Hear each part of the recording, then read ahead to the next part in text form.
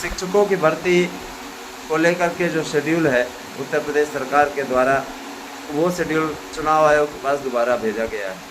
चुनाव आयोग ये अच्छी तरीके से जानता है, आज देखिए 14 नवंबर हो गई, और चुनाव आयोग ये अच्छी तरीके से जानता है कि टीजीटी, पीजीटी, प्रवक्ता, एलटी, इन सभी भर्तियों के लिए अभ्यर्थी बहुत परेशान हैं।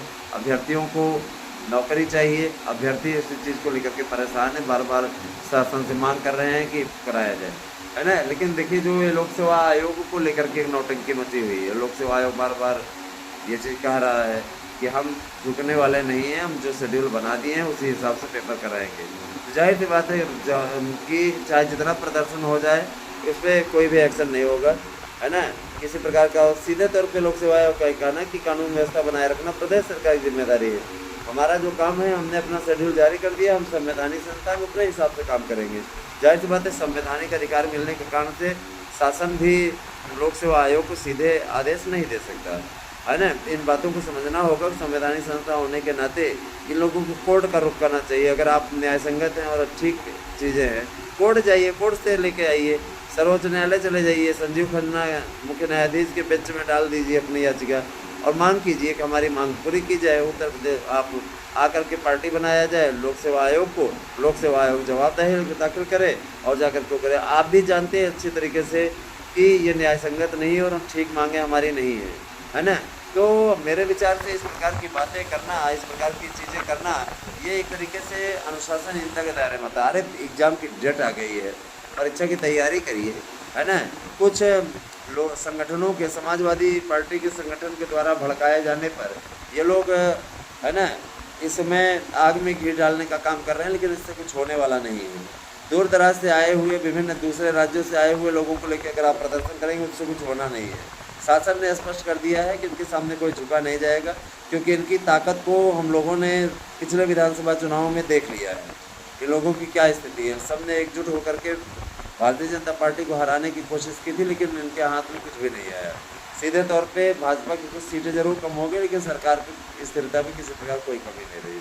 मैं ये बोलना चाहूँगा कि देखिए टीजीटी, पीजीटी, प्रवक्ता की परीक्षाओं को लेकर के तैयारी तेजी से चल रही है और शासन की मंशा है 27, 28, 29, 30, 31 दिसंबर को ये पेपर संपन्न करा के 15 जनवरी तक इसका रिजल्ट आउट कर दिया जाए। 31 जनवरी तक आप लोगों की ज्वाइनिंग इत्यादि की प्रक्रिया को कंप्लीट कर लिया जाए।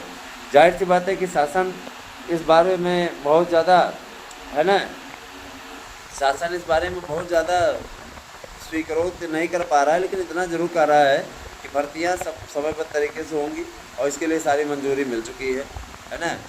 भेजा गया है इस समय चुनाव आयोग के पास। चुनाव आयोग जो डिसीजन लेगा उस पर ये आगे बढ़ा जाएगा। शासन का ये कहना है कि वार्षिक परीक्षाओं का कैलेंडर जारी होगा, जिसमें आवेदन से लेकर के, है ना, ज्वाइनिंग तक की सारी व्यवस्था रहेगी। जूनियर एडिटर की भर्ती को लेकर के मंजूरी के लिए प्रस्ताव भेजा गया है ना। अभ्यर्थियों के प्रतिनिधिमंडल को भी वो प्रस्ताव दिखाया जाएगा, किस तरीके का प्रस्ताव आया है। प्राप्त सूचना के अनुसार जूनियर में 45 साल तक आप फार्म भर पाएंगे, इससे ज़्यादा आपको फार्म भरने की अनुमति नहीं होगी। 18 से 45 साल, और जाहिर सी बात है कि आपको 5 साल का अनुभव भी, शैक्षणिक अनुभव होना चाहिए। अनुभव प्रमाण पत्र आपको कहीं बनवाना होगा, अथवा कहीं विद्यालय में पढ़ा रहे हो तो वहाँ से अनुभव प्रमाण पत्र सहजता से मिल जाएगा। विद्यालय मान्यता प्राप्त होना चाहिए, प्लस आप लोगों की कोई 4 डिग्री में से कोई 2 डिग्री आपकी प्रथम श्रेणी में उत्तीर्ण आपको होना चाहिए, ठीक है। हाई स्कूल इंटर हो जाए या बीए, बीएड हो जाए। बीएड कंपलसरी है, टीटी पास होना ज़रूरी है। ये सारी चीज़ें अगर आपके पास में हैं तो आप उसमें फॉर्म को भर पाएंगे। रही बात, कुछ लोग तो चैनल अफवाह उड़ा रहे हैं, मैं बताना चाहूँगा, जो चैनल अफवाह उड़ा रहे हैं, लगातार कह रहे हैं कि ऐसी बात है सीटें बढ़ रही हैं टीजीटी, पीजीटी में, तो गलतफहमी में जी रहे हैं। किसी प्रकार की एक भी सीट की वृद्धि उस पर नहीं हो रही है, ये बातें स्पष्ट हो चुकी हैं। मैं आपको बताना चाहूँगा कि टीजीटी, पीजीटी की पुरानी भर्ती 2021-2016 की बची हुई रिक्त सीटों के लिए याची बनाने का कार्य चल रहा है। अगर आप याची बनना चाहते हैं तो अविलंब अपने दस्तावेज भेज करके हमारे यहाँ याची बन जाएँ। यकीन मानिए, याचिका में सम्मिलित होने के पश्चात आप लोगों के होने के चांस 99% बढ़ते जा रहे हैं।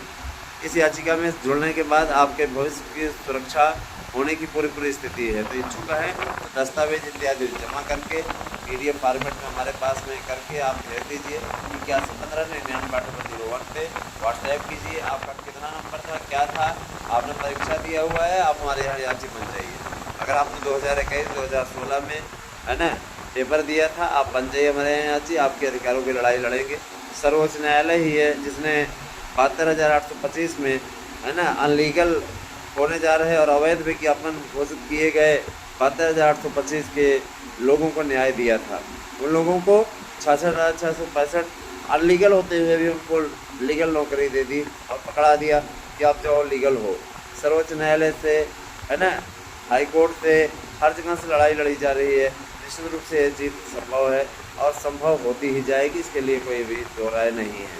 हम यही कहना चाहेंगे कि जीत की ओर अग्रसर होती हुई इस याचिका में आप लोग अवश्य सम्मिलित हो। 8115998001 ये मेरा व्हाट्सएप नंबर है और यही मेरा गूगल पे नंबर है। आप यही इसी नंबर पर अपना एड्रेस फिटकोड से भेज करके 1000 रुपये पेमेंट करके निश्चित रूप से नोट्स ले सकते हैं। बेहतरीन और सबसे सुंदर नोट्स आपको मिल रहे हैं। 20 सब्सक्राइबर जोड़ने पर, अगर आप हमारे सभी चैनलों पर 20 सब्सक्राइबर जोड़ते हैं तो यकीन मानिए आप लोगों को नोट्स 50% छूट पे मिल जाएगा। और अगर आप यही सब्सक्राइबर जोड़ करके 50 तक ले जाते हैं तो नोट्स आपको निःशुल्क मिलेगा।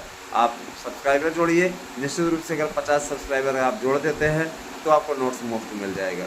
नोट्स आपको 1000 रेट में मिल रहा है, 1000 रुपये में एक नोट्स मिल रहा है। उसके साथ में आप लोगों को प्रैक्टिस पेपर मुफ्त मिल रहा है। जाहिर सी बात है कि आप तैयारी अच्छी कर रहे होंगे और जिस तरीके से आपका उत्साह है दोस्तों, जिस तरीके से आप लोग सहयोगात्मक रूप से कार्य कर रहे हैं, जिस तरीके से आप लोग हमारे नोट्स को बुक कर रहे हैं, उसके लिए हमारा चैनल आप लोगों का हार्दिक अभिनंदन और स्वागत करता है। आप सभी का स्नेह इसी प्रकार से हमारे यूट्यूब चैनल को मिलता रहे, यही हम अपेक्षा करते हैं। दोस्तों, आप लोगों को मैं बताना चाहूँगा, शिक्षकों की भर्ती सबसे बड़ी भर्ती होने वाली उत्तर प्रदेश में। और जाहिर सी बात है जूनियर से लेकर प्राइमरी की बम्पर भर्ती आने जा रही है 98,000 पदों पर। प्राइमरी के लिए कहा जा रहा है कि प्राइमरी में सिर्फ BTC और TED वाले सम्मिलित होंगे, इसके अलावा किसी को सम्मिलित नहीं किया जाएगा। तो BTC कोर्स वालों को जो मान चाहिए था वो तो सर्वोच्च न्यायालय ने दे दिया। और जाहिर सी बात है कि BEd वालों की इच्छा पर कुठाराघात करने का कार्य, है ना, राजस्थान की तत्कालीन सरकार अशोक गहलोत की सरकार ने किया और उनकी इच्छा दरी की दरी रखी। बेचारे कोशिश में ये थे कि हमें नौकरी मिल जाएगी, हम भी प्राइमरी में टीचर बन जाएंगे, लेकिन उन लोगों ने कुठाराघात किया और कांग्रेस ने विशिष्ट BTC बंद किया और कांग्रेस ने ही, है ना, कांग्रेस ने ही, ध्यान दीजिएगा, कांग्रेस ने ही ये इस पर रोक लगवाई BEd पे।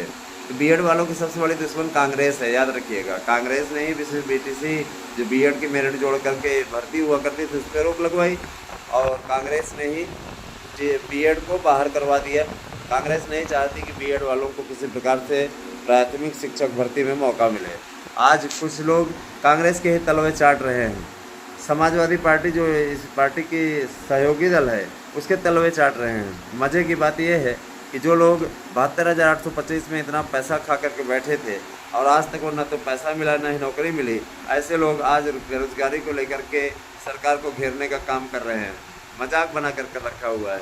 ऐसे लोग हमारे 4 अरब रुपए, जो 4 अरब रुपए खा करके बैठे हैं 72,825 के पैसे को, है ना, जिन्होंने उससे चुनाव प्रचार किया, सत्ता में भी नहीं आया और बाहर रह गए। 10 साल से इनके इसी नाफरमानी के चलते शासन ने जनता ने इनको लात मार करके सत्ता से बाहर रखा है ना। और जाहिर सी बात है किसी खींच में, इसी खींच के चलते ये लोग टोंटी चोरी तक जैसे कांड करने पर उतारू हैं, समझ लीजिए। टोंटी तक नहीं छोड़ रहे हैं, टोंटी चुरा ले जा रहे हैं। और जाहिर सी बात है कि देखिए ये कोई राजनीतिक बयानबाजी नहीं, इसको स्वयं आकर के अखिलेश यादव ने स्वीकार किया था कि हमने टोंटी चुराई थी, टोंटी ली थी, है ना। और जाहिर सी बात है कि अगर सरकार को ये लगता है कि मैं कोई टोंटी लेके चला गया हूँ, मेरे पास पूरा बयान है, मेरे पास पूरी वीडियो है ना, तो मैं सरकार जितना कहे उतनी टोंटी वापस करने के लिए तैयार हूँ। तो टोंटी चोर नाम की उपाधि जो है ऐसे ही नहीं कही गई, इसके पीछे सबसे बड़ा रीज़न यही है। दोस्तों, मैं बताना चाहूँगा कि शिक्षकों की भर्ती आप लोगों की समयबद्ध तरीके से होगी। आचार संहिता का डंडा पड़ा हुआ है जिसके चलते सरकार घोषित नहीं कर पा रही। 23 तारीख का इंतज़ार कीजिए, उसके बाद में 24 को संडे ही है, 25 नवंबर को बड़ी बैठक होगी जिसमें इस प्रकार का डिसीजन लिया जाएगा। मुझे पूरा विश्वास है कि हमारी वीडियो आप लोगों के लिए सबसे सही मार्गदर्शक सिद्ध होती है। कैसी लगी हमारी वीडियो हमें अवश्य बताएं और हमारे साथ में जुड़े रहे दोस्तों। साथ ही साथ ज़्यादा से ज़्यादा लोगों को जोड़ने का कार्य करें, है ना। आप लोगों को आगे आने वाले वीडियो में झारखंड, राजस्थान और ये जो उपचुनाव हो रहे हैं उसकी और महाराष्ट्र के सर्वे देखने को मिलेंगे, राजनीतिक खबरें देखने को मिलेंगी और विभिन्न भर्तियों की अपडेट भी देखने को मिलेगी। कृपया वीडियो को देखते रहें, आगे भी जुड़े रहें हमारे साथ में। तो आज 14 नवंबर सन 2024 के इस प्रथम वीडियो में मैं आपका स्वागत करता हूं। चैनल पर नए हैं तो सब्सक्राइब करके जुड़ जाइए।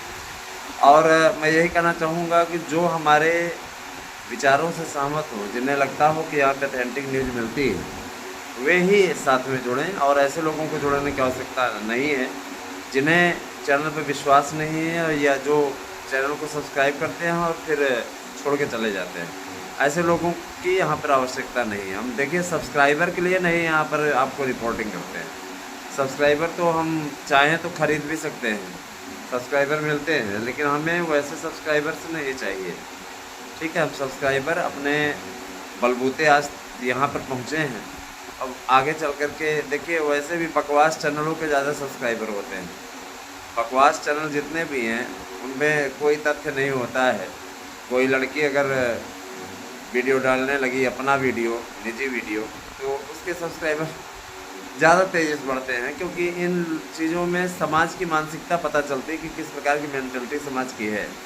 तो आजकल ऐसे वीडियोस पे ऐसे ऐसे वाहियात लोगों की वीडियो पर ज़्यादा सब्सक्राइबर आते हैं जिन पर सब्सक्राइबर की कोई आवश्यकता नहीं होती। ऐसे सब चैनलों का बाइकाट होना चाहिए। लेकिन ऐसे चैनलों पर मैं देखता हूँ कि ज़्यादातर लोगों का रुझान रहता है, उससे ज़बरदस्त तरीके से व्यूज़ भी मिलते हैं और लोग देखते भी हैं, है ना।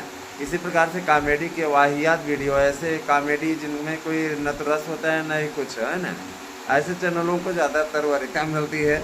उससे भी हमें कोई प्रॉब्लम नहीं है। मैं आपको बताना चाहूँगा कि, है ना, उत्तर प्रदेश सरकार कल बुलडोज़र एक्शन वाला जो ये आर्डर आया है, इस पर उत्तर प्रदेश सरकार की सीधी प्रक्रिया है कि ये जमीयत उलेमा संगठन के द्वारा डाला गया था और ये इसमें पार्टी हम नहीं थे। मतलब ये कि इसमें दिल्ली सरकार, जो दिल्ली की केजरीवाल सरकार थी और वर्तमान में आतिशी मारलोना करके मुख्यमंत्री है, उसके द्वारा पार्टी बनाया गया था। उसके नगर निगम का मैटर था, तो इसमें उत्तर प्रदेश सरकार इन्वॉल्व नहीं थी। रही बात ये कि सीधे तौर पे सुप्रीम कोर्ट का ये भी कहना है कानून का राज हर हाल में होना चाहिए। तो कानून का राज बनाए रखने के लिए, कानून व्यवस्था बनाए रखने के लिए सरकार को बुलडोजर एक्शन जैसे कठोर कार्रवाई करनी पड़ती है, जिससे अपराधियों में भय का माहौल व्याप्त हो। नहीं तो अपराधी फिर मनमानी करेंगे, पत्थरबाजी करेंगे, तमाम प्रकार के कार्य करेंगे। इन सब पर भी एक गाइडलाइन आनी चाहिए माननीय सर्वोच्च न्यायालय से, है ना। सिर्फ इतना कह करके पल्ला झाड़ लेना कि कानून का राज होना चाहिए, ये है, वो है, ऐसे है, वैसे है, ये मेरे ख्याल से उचित नहीं कहा जा सकता। और माननीय सर्वोच्च न्यायालय को इस पर भी एक आदेश पारित करना चाहिए कि कानून व्यवस्था में अगर किसी प्रकार की कोई अड़चन आती है ना, संबंधित व्यक्ति जो अपराध करता है उसका एनकाउंटर करने का आदेश, अथवा, है ना, इसी प्रकार का कोई कठोर आदेश उनको देना चाहिए। इस सब पे भी गाइडलाइन बनाए, है ना।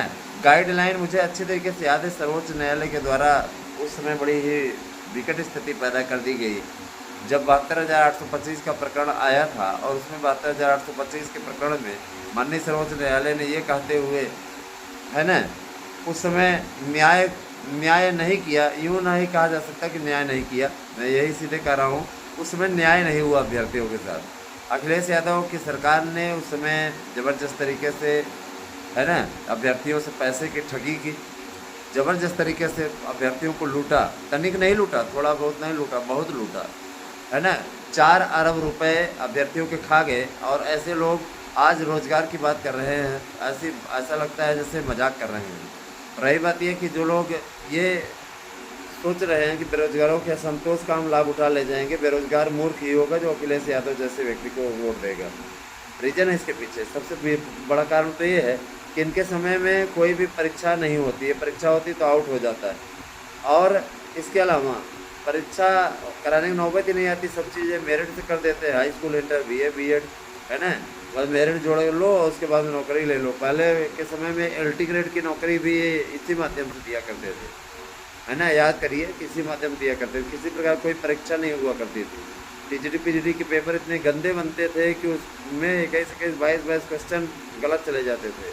आज भले ही बेरोजगारों के असंतोष पर रोटी सेकने का काम किया जाए अखिलेश यादव के द्वारा। सच्चाई यही है कि उनके सरकार में सिर्फ गुंडागर्दी थी और किसी जाति विशेष वर्ग का और धर्म विशेष को ही नौकरी मिलती थी।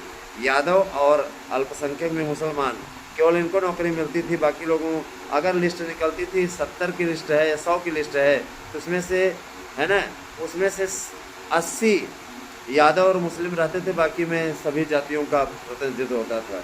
ऐसे लोग ज्ञान देने आते हैं तो अपने आप में आश्चर्य लगता है ना, है ना।